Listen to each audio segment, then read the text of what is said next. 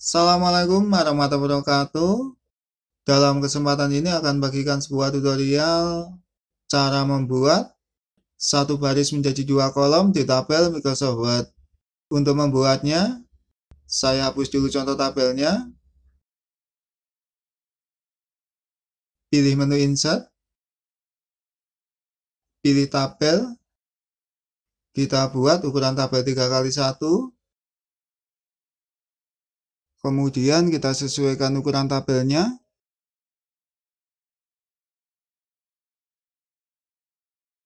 Setelah itu di sini kita klik kanan, pilih split cell pada kolom, isikan angka 1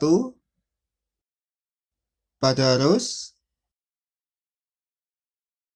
isikan angka 2, pilih OK. Setelah itu di sini kita klik kanan, pilih split cell pada kolom, isikan angka 2, pada rows isikan angka 1, pilih OK. Setelah itu di sini kita klik. Untuk membuat tabel di bawahnya, tekan tombol tab pada keyboard.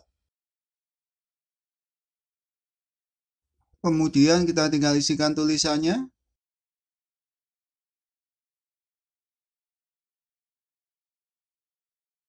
Demikianlah tutorial kali ini. Saya Iri, wassalamualaikum warahmatullahi wabarakatuh.